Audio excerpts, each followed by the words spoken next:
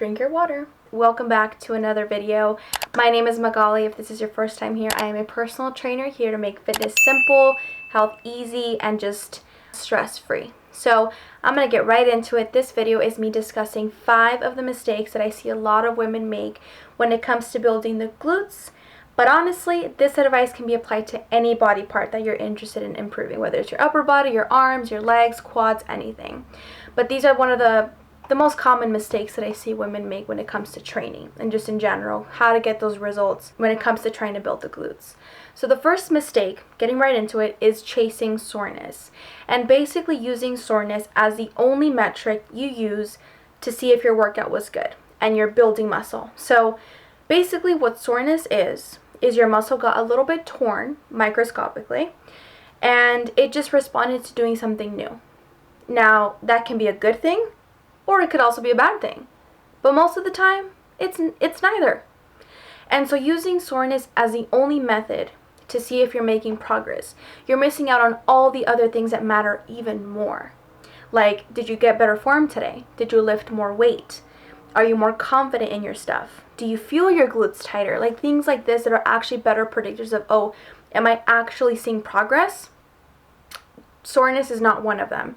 Soreness literally just means you did something your body wasn't used to. That's it. And that's not really a good thing to really be achieving because it doesn't give you any feedback. It's actually scientifically proven soreness is not directly linked to muscle growth. So, I mean, nothing's wrong with wanting to be sore and enjoying the feeling of being sore. I do too, but I also know that it's not the only thing that matters and it's not the only thing that I need to be worrying about. Like, for example, if you left out of the gym and a few days later you're not sore, that does not mean that workout wasn't good. And likewise, if you walk out of there not being able to walk and you're in bed the next few days because you can't move, that doesn't mean you had a good workout either. You probably got hurt if you're in bed for 3 days after a workout. Like, that's a little too much. But, yeah, chasing soreness is not optimal. It is not giving you the whole story. It's not really giving you anything, any benefit to consistently chase that. All it means is your body did something new, and that doesn't always mean that the booty is growing. So don't chase soreness, chase quality of workouts and other things that matter more, like form, confidence, stability. Do you feel it more? Do your glutes feel better? Are your jeans looking better? Things like that. The second mistake is doing way too much quantity and not enough quality movements. So, for some weird reason, women and men have been trained to believe that they are supposed to train differently. Men, it's really heavy weights, lots of like smaller reps, more sets, just push the weight, get strong. And for women, we're all about the bands and the light weights and the pink dumbbells and the baby weights and all of this stuff. Now, that isn't the best way to build glutes. The best way to build glutes is to get really strong and to push a lot of weight and to get really good at the workout that you're doing, not just to do as much as you possibly can. So a lot of women make the mistake of doing way too many things, but not quality things, like taking 30 minutes to warm up. You don't need to do that. A warm up should be 5-10 minutes max, like at the most. And then doing way too many sets, way too many jumping squats, way too many lunges, way too many this. And by the time you're done, you're not even doing the workout right. You're so fatigued that your form is suffering and you're not even really getting any quality workouts and you're not getting any quality movements in. And for the booty to grow, we need to be doing quality, high intensity, pushing the muscle. We need to be pushing weight, pushing quality, getting really good at certain movements like the squat, the hip thrust, the deadlift. And if you're consistently doing way too many things and not really focusing on quality, it's going to be really difficult for the muscle to actually do anything with that, especially the glutes. So when it comes to training, you have to be very meticulous about what workouts you're doing and when and how many. And the primary focus is to get strong, is to push weight. And this doesn't mean you have to be a power lifter and lifting thousands of pounds, but it does mean that you shouldn't be staying at 10 pounds forever. You should aim for 100 and then 150. And then if you like what you're saying, maybe 200 and so forth and so on. Now, I know that's a little overwhelming. You're like, well, I can barely lift 10. It's a process of doing it better every time, focusing on the quality of the workouts. And in 2-3 years, there's no reason why you can't be lifting that kind of weight. And also looking the way that you want to look and having the glutes that you want. So next time you go to the gym and just in general, Try to have a plan, a quality set workout that you know you can count on. You're going to really push the weight. You're not doing 20 exercises. Do 5 to 7 max. Warm up 5 to 10 minutes. And then really get good at what you're doing and really focus on mastering the form, really feeling it, focusing, and not just cranking out thousands and thousands of reps for no reason. So quality over quantity is the most important thing when it comes to training. Really focus on getting everything just right. Get those glutes, really feeling the workout. Even if it's less exercises than you're doing now, you're doing them better, and the glutes will respond better to that.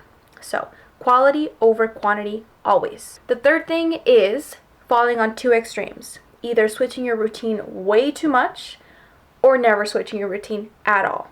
These both extremes are not good for building the glutes, and I'll tell you why. Like I just discussed before, the muscle responds to quality movement by getting really strong and really good at the hip thrust, the squat, the deadlift. So if you're always switching your routine, you're always doing something different. Every single time you go to the gym, you're doing something completely new. You're never going to give your body enough time to get used to something and really maximize that movement. So if one week you do squats, deadlifts, and hip thrusts, and next week you do lunges, this and that, and then the following week you do something else, and then a month later you do squats again, that's a whole month between the squat 1 and squat 2 and perfecting that, versus you should be doing squats weekly. If you're constantly switching, you're not giving your body that time to really focus and to really master and get strong in those movements to build the glutes properly. Now, if you fall on the other end of the spectrum where you never switch anything and you do the exact same thing for months and months and months, never switching the weight, never doing more sets, your body adapts to the weight that you're doing, and then once it doesn't continue to be pushed by doing more, it's just going to kind of stop growing. Because if there's not a demand for the muscle to grow, if there's not a demand by pushing more weight or changing the workout, it's just going to kind of plateau, and in some cases might even regress. So that's why I always say it's good to fall somewhere in the middle of this. Like, you do want to keep your workout pretty consistent, but at the same time, you don't want to stay at the same thing forever. And I always say 4 to 8 weeks is a pretty good time frame to consider switching something. For instance, you do 4 weeks and you're like, I want to try something new. Last month I focused on the squat. This month I want to focus on the hip thrust or whatever. 4 weeks it's like the minimum where you should kind of be keeping everything the same. Now, 8 weeks, if you haven't changed one thing, you're probably going to be plateauing pretty soon. So 4 to 8 weeks, 6 is like the sweet spot if that's what you want to do. Keep your routine pretty similar. So if you go to the gym 3 times a week, keep that routine the same for a month, switch it up a little bit the next month, then keep it the same for a month, and then so forth and so on. You have to be consistent enough to be able to maximize the workouts, but at the same time, when your body's adapted and it's ready to progress, push it up, challenge it, switch something up, put more weight, do more reps, maybe try a different harder variation of what you're doing. So never fall on the extremes of switching way too often, like every single week, and then switching not enough when you're doing the same thing for 8 weeks or longer. Right in the middle, 4 to 8 weeks is a perfect spot. Now, the fourth thing is quite difficult to navigate. And this is because, well, let me tell you first what it is. It's eating enough and eating the right amount to fuel your body and your glutes to grow. So as women, we are told to lose weight, to be small, to look lean, to be petite and cute and little. And with that comes the idea that you need to constantly be dieting. You have to constantly be cutting. And if you're severely overweight and your goal is to lose body fat, there is nothing wrong with that. That's absolutely what you have to do. However, this is not for the people who are extremely overweight and want to lose weight. Once you either lose the weight or maybe you're not overweight and you're kind of at the weight you want to be, but you want to build muscle, it's probably a good idea to eat a little more. Muscle is very expensive. Muscle is one of those tissues that the body does not like to keep because it is very expensive. It requires a lot of energy. It wastes a lot of energy, which is why having more muscle means you burn more calories. It's a very wasteful tissue. So if we're not fueling it enough, if we're not giving it enough calories and enough protein and enough carbs, the body's going to be like, well, this person isn't giving me the fuel that I need, so I'm not going to keep maintaining the muscle. I'm going to let it go. I'm going to break it down. I'm going to lose muscle. If you're always dieting, if you're always trying to eat as little as possible, eventually you're not going to be able to grow anything, especially the glutes, which are such a giant muscle. The glutes are the largest muscle group in the body for everyone.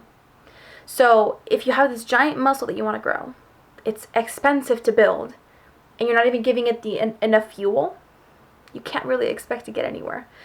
And I know this is really difficult because it's almost like a mind game, like, oh, I really want glutes, but I don't want to get fat. I don't want to, gain weight and reverse my progress and all of this. Sometimes, though, it is necessary to put on a little bit of weight to give your body that fuel. And I'm not talking about crazy weight. I'm not talking about getting, if you were 180 and you're now 130, like, you don't have to go up to 180. But maybe give yourself like 5-10 pounds of a little bit of extra cushion to help build those glutes. And the beauty of it all is once you reach the size that you want with the glutes, you can you do a mini cut, and then you lose all that body fat and reveal all the beautiful muscle that you worked so hard to build. But if there's no muscle there, you're not going to be able to show anything because there's nothing there. So that does come from eating enough, constantly dieting, constantly cutting your calories, eating as little as possible is suboptimal for building muscle. It's going to work for a little bit, but eventually your body's going to be like, okay, you're not giving me the energy I need, so I'm not going to continue building. Now, I know this is sensitive. I know that for a lot of us, it's very difficult to enter this mindset. I fought myself so hard when it came to accepting the fact that I needed to gain weight. But when I finally did, I'm not going to lie, not every day is great, but I see my body now responding to me and giving me what I've always wanted, more muscle, more strength, because I have a little bit more fuel in me. And with more fuel comes a little bit more weight. But again, it doesn't have to be massive. It doesn't have to be this giant, massive weight gain. Just a little bit to give your body fuel. Make sure you're eating the appropriate amount of calories. There's tons of videos and calculators out there to show you how much you should be eating for your goals. So give some time to that. Research that. See what that number is and aim for that. And if a little bit of pounds come on, don't freak out. It's normal. And that's going to give your body the fuel it needs to build the glutes. So eat enough. Don't be afraid to eat, and you'll be well off. It'll pay off in the end, I promise you. And the last thing is having false expectations and allowing these false expectations to either discourage you or have a completely unrealistic understanding of what is possible for you. So in today's age, with social media, with the internet, it's great for some things, but it's also not for others. And one of the things that is not good about social media is that it's a highlight reel, and people can edit and alter information. So you'll see girls with perfectly posed photos, perfectly angled glute pictures, before and afters that are edited sometimes. And then also you have better genetics in some people. You have girls that literally will sniff a dumbbell and grow a butt. It's crazy. Some of these girls don't need anything to build glutes. It's insane. I wish I was like that. I'm not. And I'm sure a lot of you watching are like that too, because it's not common. But unfortunately, having great genetics means that you build great muscle. Unfortunately, not everyone has that. So if you're consistently thinking like, that's what I want to look like, without considering, one, all the edits and angles and poses that they do on Instagram, but also the fact that they may have better genetics than you, you're probably not going to achieve it. And not achieving that and holding that as your standard can be really discouraging and really upsetting when you don't get it. Some of us don't have the greatest genetics. It's unfortunate, but it is what it is. Now, this isn't to say if you have bad genetics, you're screwed. No. There's hope for you. Because no matter where you are, no matter where you're starting from, no matter what state your glutes are in right now, they can always be better. You can always improve them. You can always make progress, no matter where you stand, no matter what your genetics are, how long you've been working out. There's always progress to be made. So if you don't like where you are right now, it doesn't mean that you're doomed to stay like that forever. I'm just saying, having a realistic expectation of what is possible for you. You can have inspiration. You can have these girls that you look up to and, oh my God, you inspire me. I want to be like you. And, in a normal, positive way. But when it becomes like, if I don't achieve that look, then I don't want to do it. It's not worth trying or holding so tightly to the idea that I have to look like that I don't feel good enough if I don't look like that. And that's bullshit, you guys. So have an understanding that you are different. You will respond differently to different things. Some girls are blessed with good genetics, others aren't. And You just have to work with what you have. But the good news is there is always room to make improvement. There is always hope for you. No matter if you have the smallest glutes in the world or the shape that you don't like or whatever you don't like about them, there is a way to make progress and make them better. Now, how much better is going to depend on genetics, training, bone structure. I mean, we have some of us have hip dips that they just won't go away because it's part of your bones. Like, you can't change that with muscle growth. But always keeping in mind that genetics and all these different things are factors, and sometimes, you guys, it's just a good angle. Because there are many times that I've seen girls on Instagram posing and they look like they have this perfect body, and then you see them in person and you're like, I mean, you look good, but you don't look like that. It's very common. It's a very common occurrence. So have goals, have inspiration, have people you look up to, but also understand that whatever they achieved, you may never achieve, or you may surpass them and get even better results. It's all going to depend on genetics, your training, how hard you put the work in, your bone structure, all these different things. Some of them are under your control, some aren't, and you just have to make peace with that. Yeah, I think that's all I have to say on that. Have realistic expectations, dream big, but also be a little bit more realistic, and don't hold so tightly to this idea that if you don't look like this person, that you're not good enough, because that's not true. And there's always hope for you, no matter where you're starting from or what your glutes look like. You can always make them better. That's the end of the video, you guys. I hope you guys enjoyed, and I hope you got some valuable information that helps you. Glowing up the glutes, I mean, I guess that works. Growing the glutes is no different than any other body part. It takes time, it takes consistency, it takes effort, it takes patience, and it takes a relentless pursuit of, I am not going to give up. I'm going to do my best every time. I'm going to try to get better. I'm going to really work on things, like with any other thing in life, not just fitness. So as long as you do those things, you can progress. You can see a difference. And everyone has it in them to build better glutes and to build glutes that you're proud of. And there's nothing wrong with wanting to build your butt. There's nothing wrong with having a superficial goal. Like I said before, though, have realistic expectations. Understand that you may not look like your ideal version just because of genetics and your bone structure, but you can always improve them and you can always be better. So with that being said, that's the end of the video. Like I said, I hope you guys enjoyed. Please comment below if you liked the video. Any other video suggestions, let me know. Don't forget to press the like button, subscribe to the channel for more, and follow me on Instagram. I have a podcast if you're interested in that too. All linked below for you guys. So I'll catch you guys in the next video. Take care, and I'll see you next time.